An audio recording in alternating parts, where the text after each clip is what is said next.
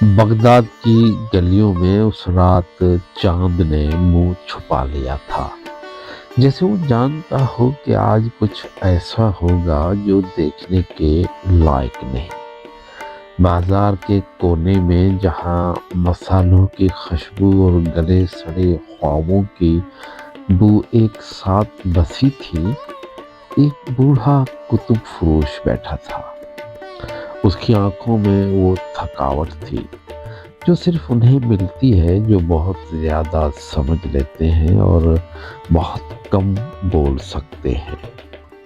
اس کے سامنے ایک نوجوان آ بیٹھا، چہرے پر سوال تھا، آنکھوں میں آگ تھی اور جیب میں خالی پن تھا۔ بابا، یہ شہر جاگتا کیوں نہیں؟ بوڑھے نے کتاب بند کی آہستہ سے، جیسے کسی زخم کو ڈھانپا ہو۔ بیٹے، جو شہر سونا نہیں چاہتا اسے نشہ دینا پڑتا ہے۔ نوجوان نے حیرت سے دیکھا۔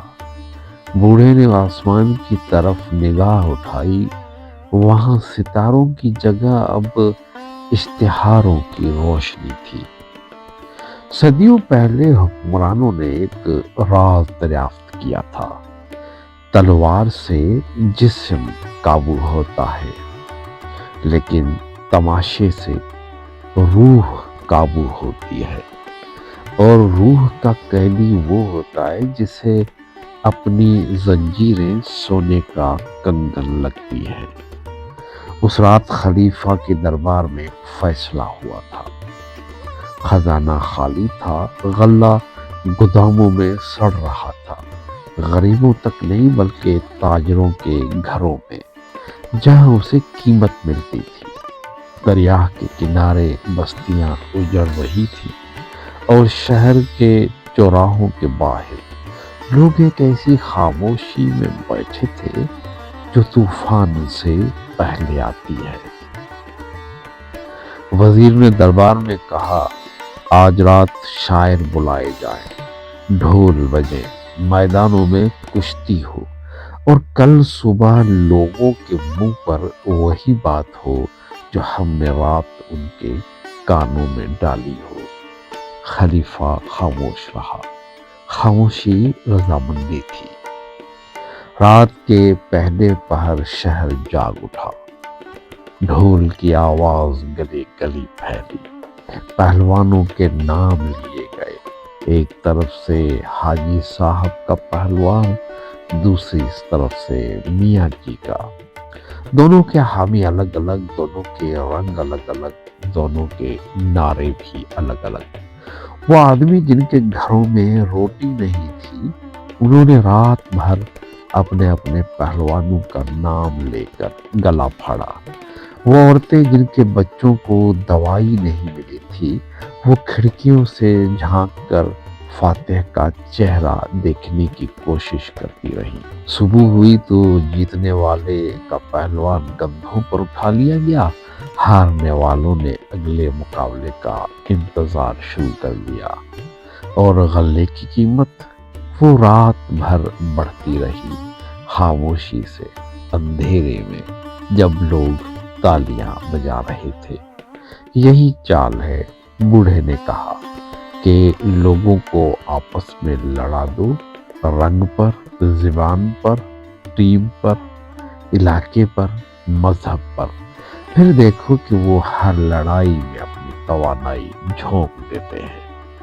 وہ تماشوں میں گم ہو جاتے ہیں اور اصل دشمن بے خطر گزرتا رہتا ہے۔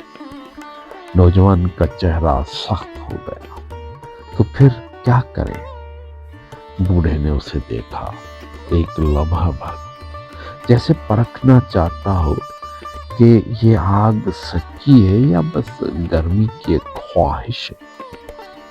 سوال پوچھو، اس نے کہا، لیکن وہ سوال نہیں جو تمہیں دیا گیا ہو، وہ سوال جو تم نے خود سوچا ہو۔ تماشا دیکھو، لیکن جانتے ہوئے کہ یہ تماشا ہے، اور جب ہجوم خوشی سے چیخے، ایک بار رک کر پوچھو، کہ پیچھے کیا ہوا جب سب کی نظریں یہاں تھی۔ نوجوان اٹھا اور چلا گیا۔ بوڑھا دیر تک بیٹھا رہا۔